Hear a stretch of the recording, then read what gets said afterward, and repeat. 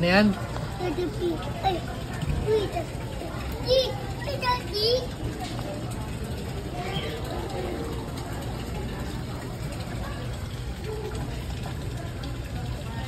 Ay, pupu. Daddy, pupu.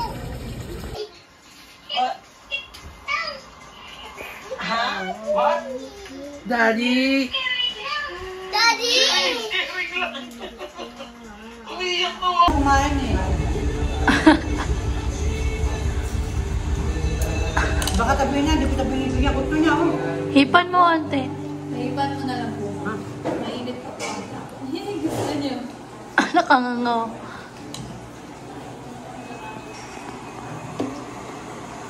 Gusto niya yan, yung sabaw ng ramen. Yum!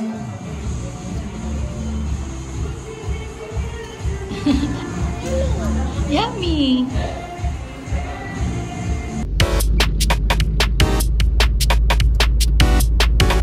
Another vlog ulit tayo mga boss at welcome sa ating channel. This is Jamir Goldfish. Nga pala mga boss, dito ako nag-gym. Kailangan nating alagaan ang ating kalusugan. Lahat nga pala ng member dito sa gym na to, merong 5% discount sa ating resto. Meron silang dalawang branch. Meron sila sa Imus, Bacoor. Tapos ito yung main branch nila sa Molino Boulevard.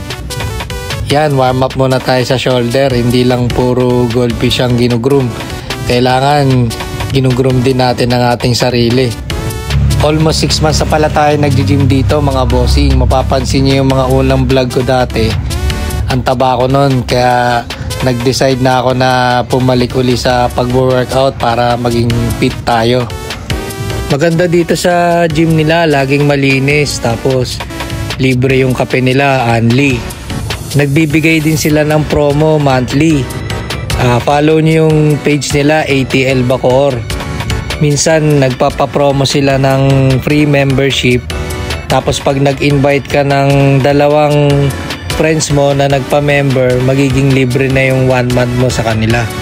Kaya sa mga taga Cavite, enroll na kayo mga bossing. Meron sila sa Imus branch, tapos meron sila dito sa Molino Boulevard. Open nga pala sila 24 hours, kaya anytime pwede kayong mag-gym. Tapos pag nag-enroll ka, tuturuan ka ng instructor for 3 days. Kaya malaking bagay yun. Absorb nyo na yung ituturo nila, tapos yun na yung gawin yung program. Mababait yung mga coach dito. Pag nagtanong ka, hindi sila madadamot. Talagang tuturuan ka pa rin nila.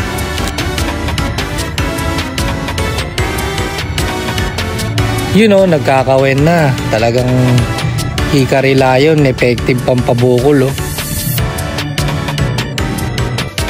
Inabutan na tayo ng ulan. After ng gym, dumediretso ako sa second branch natin sa Meadowood. Nandun din yung fish farm natin. Kaya ito, papakita ko sa inyo mga bossing.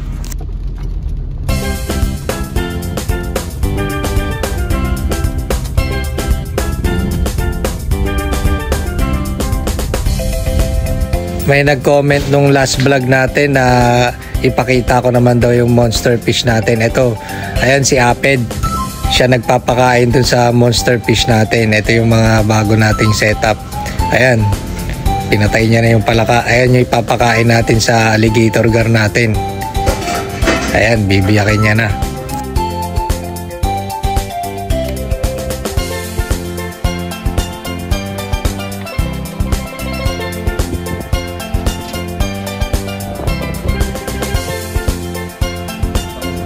Sumablay. Ang pangalan pala nito mga boss, si Tarub.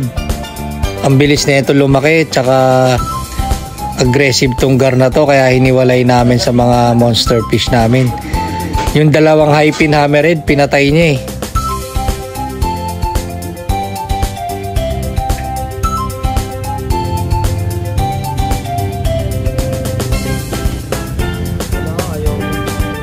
Ang takaw nito, pinapakain din ni Aped to ng ipis at saka butiki.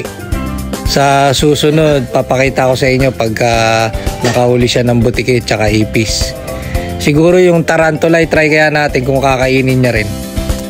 Maganda tong alligator gar, lalo na pag mataba. Ang ganda nito, tingnan, mukhang buhaya talaga. At saka lumalaki to ng 6 feet, depende sa laki ng tank niya.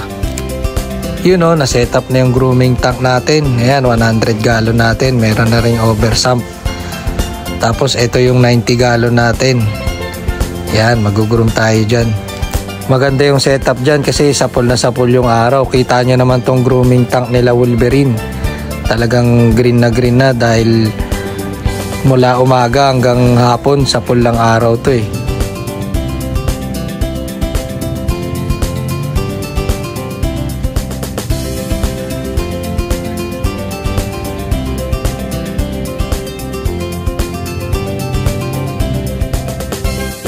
Nga pala si Gon at saka si Kilua, pareho silang male goldfish kasi lumabas na kagad yung breeding star nila. Buti sumakto yung pangalan natin ngayon na lalaki yung mga goldfish natin. Si Wolverine mukhang female kasi madalas hinahabol nilang dalawa. Ito gusto kong mabreed to, si Kilua, para marami tayong makuwang blue base. Tsaka sana maglabas din ng white tiger.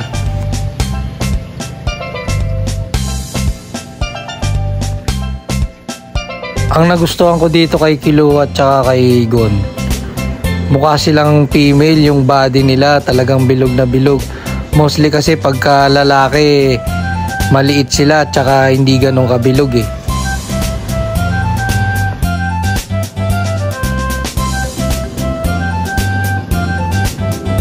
Nga pala, may promo kami ngayon sa mga gustong kumuha ng potential grade.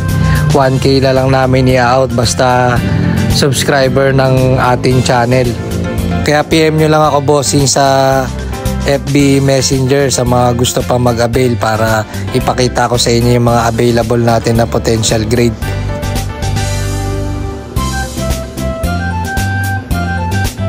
Yun o, nakaka-excite lumaki tong si Kilua at saka si Gon. Mukhang maganda kalalabasan nito pag lumaki, kahit tong si Wolverine.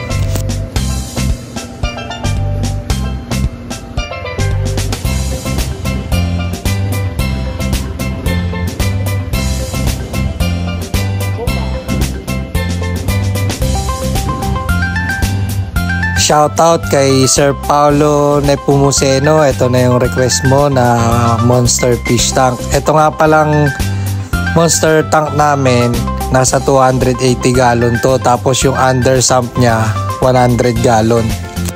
Ayan yung albino gurami nung nakuha natin doon sa last vlog natin, mga boss. Dapat talaga ano to, goldfish tank.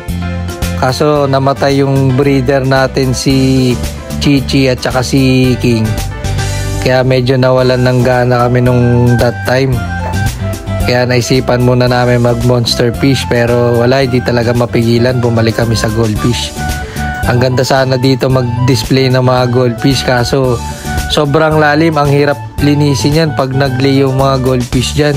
Kailangan talaga pumasok yung tao dyan sa loob kasi sobrang lalim. Di katulad ng mga monster fish, hindi sila ganong kadumi sa aquarium. Di katulad ng mga goldfish. Nako, ang hirap niyan pag nag-algae tapos pag bigla nag-lay dyan. Kailangan i-reset.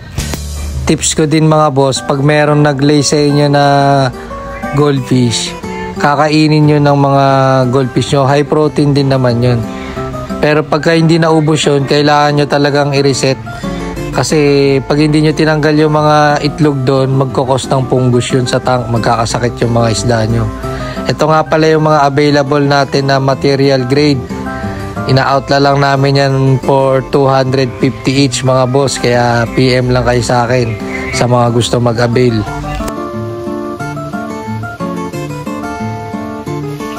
Ito pala yung full pond natin. Bibingwit tayo ngayon ng mga potential grade tapos igugurum natin dun sa bagong setup. Grabe na rin yung lumot nito, kailangan ng i-reset.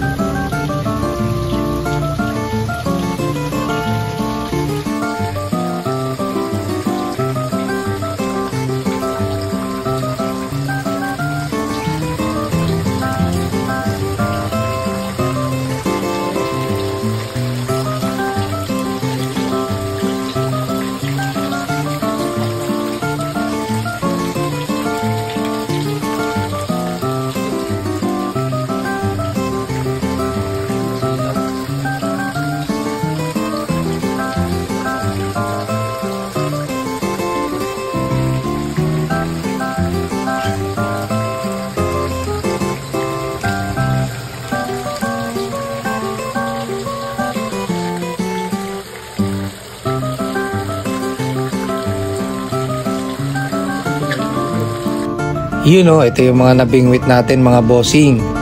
Sa mga gusto mag-avail, pasyal na kayo dito sa aming Miyamoto Sushi Bar. Kain na rin kayo tapos mag-select kayo dito mga bossing.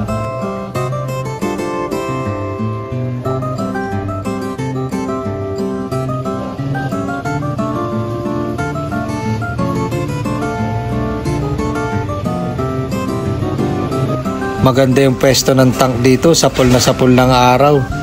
Kaya mga boss, pasyal na kayo. Pwede kayo mag-select dito.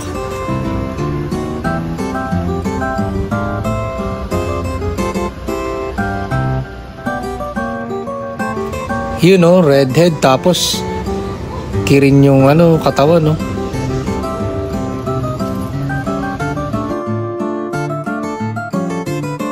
Ito naman yung setup ko sa bahay. Medyo nakondisyon na sila nung nilagyan ko ng heater. Mabilis na silang matunawan tsaka lumakas sila kumain. Binago ko yung water change ko kasi 24 hours din yung heater. Ang ginagawa ko, sinasipon ko lang yung poop. 20% lang ang water change ko sa umaga tapos sa gabi. Kasi hindi pwedeng 50% to 70% mawawater shock to. Kasi mainit yung tubig. Pero pwede rin mga boss, patayin nyo yung heater sa gabi. Kasi para maging natural habitat lang nila. Kasi sa umaga mainit, tapos sa gabi lalamig. Para masanay sila sa pag-iba-iba ng temperature ng tubig. Mahirap kasi pag nasanay sila sa init talaga palagi, baka hanap-hanapin nila.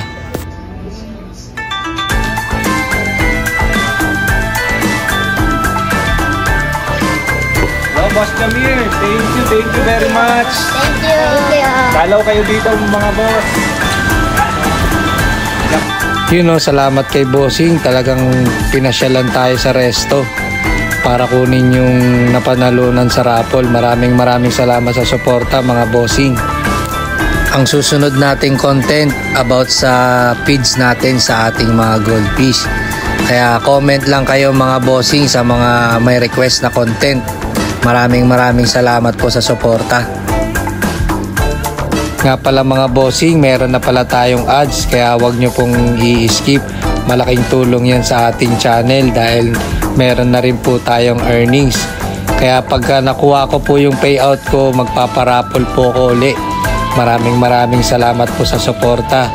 Hanggang dito na lang uli mga bossing. Please like, share, and subscribe. And hit that notification bell to keep you updated. And God bless.